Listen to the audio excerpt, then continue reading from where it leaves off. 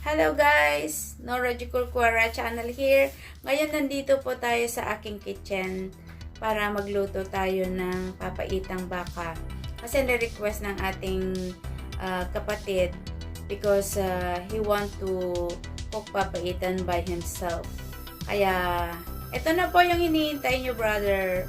So, let's begin! Ito po yung ating meat with some lamang loob. Blanch po natin siya and drain.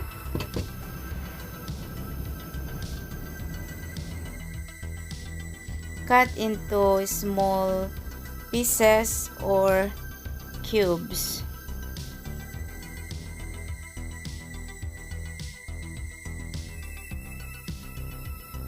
And this is it.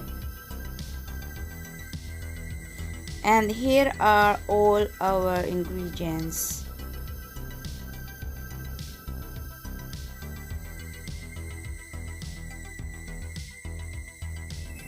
For our ingredients, we also need to cut or chop them finely.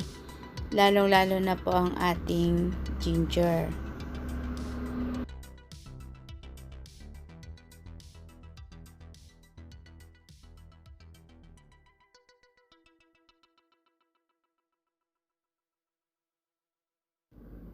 Ayan, magigisa na po tayo.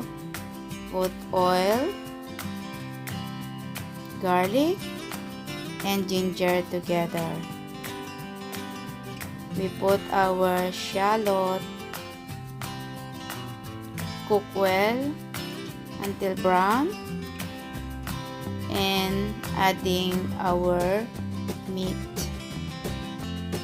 Add also the ground pepper. Mix well. Ayan. Add the patis. Cover it. And mix. Tapos, sangkotsa po natin. Ayan. Pag dry na po siya, we add in the water. Cook it for 45 minutes to 1 hour. Ayan. Luto na siya. Ilagay na natin ang ating green chili. Ayan.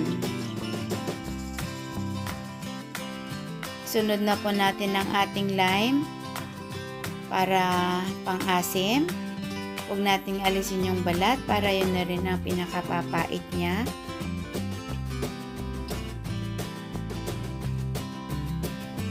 Add salt.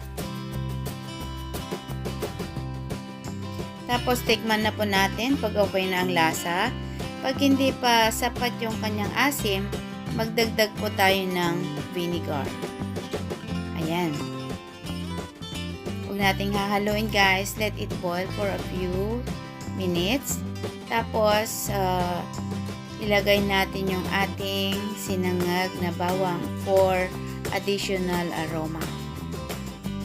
So, ayan guys, luto na yung ating papaitan. Thank you for watching. If you like my content, please comment below. And please subscribe my channel, Norsky. Bye!